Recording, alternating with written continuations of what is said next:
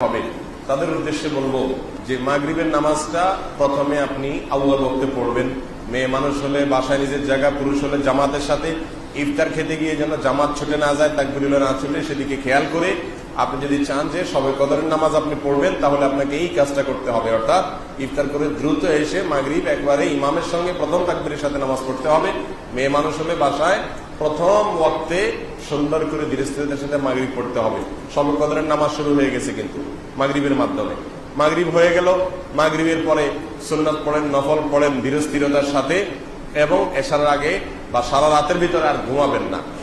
এশার নামাজ জামাতের সাথে পড়েন, তারাবির নামাজ পড়েন খুব ধীরস্থিরতার সাথে, খুব আস্তে আস্তে, যতটা কোয়ালিটি মেনটেন করা যায়, যতটা সৌন্দর্য সৃষ্টি করা যায় পড়ার চেষ্টা করেন। এবং তারাবির নামাজের পরেও যত সম্ভব একবারে ফজর রাত পর্যন্ত দুই রাকাত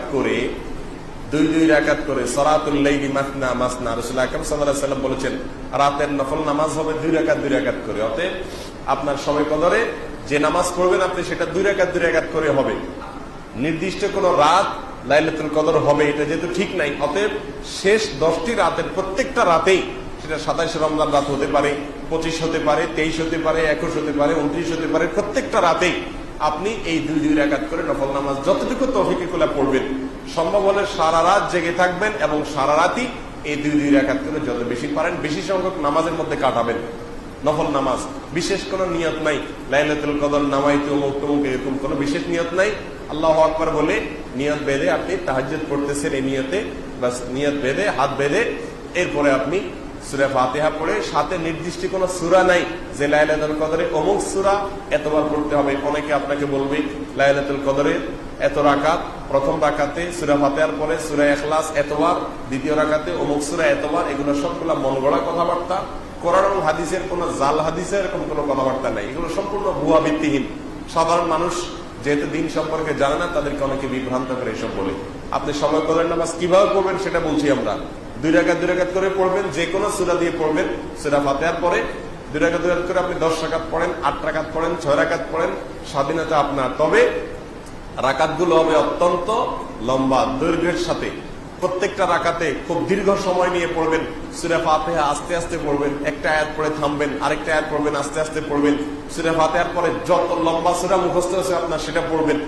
একবারে যদি মনের চাহিদা না মেটে তো আবার পড়েন, একই সূরা 2 বা 3 বার পড়েন, সমস্যা নেই। 4-5টা সূরা 1 রাকাতে পড়েন, অসুবিধা নাই। আলাম তারা থেকে নাস পর্যন্ত 1 রাকাতে পড়ে ফেলান, কোনো অসুবিধা নাই। আপনার রাকাত লম্বা করা দরকার, দীর্ঘ রাকাত করেন।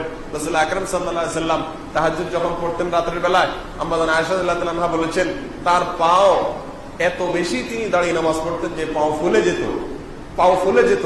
তখন তাকে জিজ্ঞাসা করলাম, ইয়া রাসূলুল্লাহ, আল্লাহ তো আপনাকে মাফ করে দিয়েছেন, আপনার পিছনের সমস্ত গুনাহ মাফ হয়ে গেছে, তাহলে আপনি কেন এত কষ্ট করেন?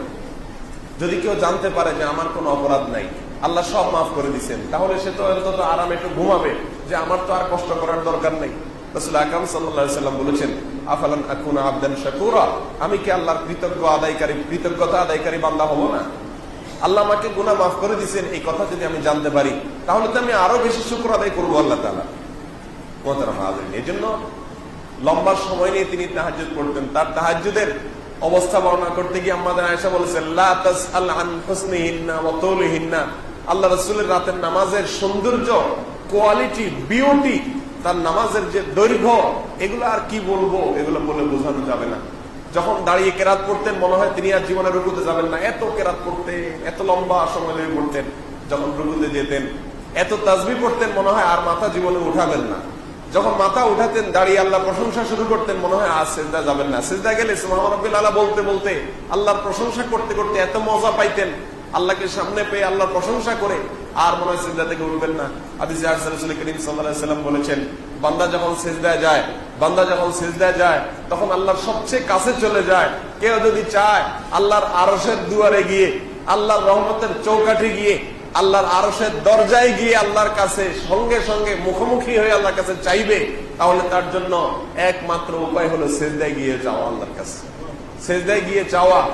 আরশের রাস্তা উপরের দিকে, অনেক দূরের রাস্তা, কিন্তু একজন আল্লাহর প্রিয় বান্দা তিনি বলেছেন আল্লাহর আরশের রাস্তা নিচের দিকে, অর্থাৎ জমিনে।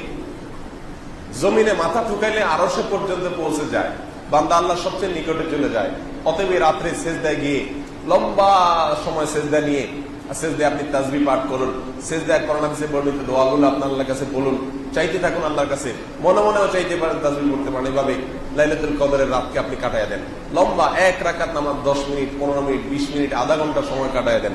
এভাবে 2 রাকাত, 4 রাকাত, 6 রাকাত নফল নামাজ পড়েন। এটা হলো লাইলাতুল কদরের নামাজ। বিশেষ কোনো সংখ্যা ঠিক করা হয় নাই, এত রাকাত পড়তে হবে, এই সূরা এতবার পড়তে হবে, এরকম কোনো নির্দিষ্ট করা হয় নাই।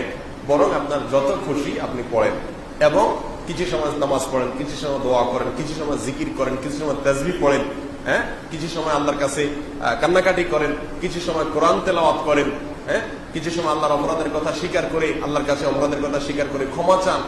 একা একা যথাসম্ভব নির্জনতায়, দলবদ্ধ ভাবে ইবাদত করার কোনো গুরুত্ব নাই। যথাসম্ভব একা একা হারিয়ে যান, লুকিয়ে যান, বাসার সবাইকে, সবার চোখ থেকে আড়াল হয়ে যান, সম্ভব হলে ছাদে চলে যান, গিয়ে আল্লাহর কাছে কান্নাকাটি করে চান। আল্লাহ আমাদের সবাইকে তৌফিক দান করুন।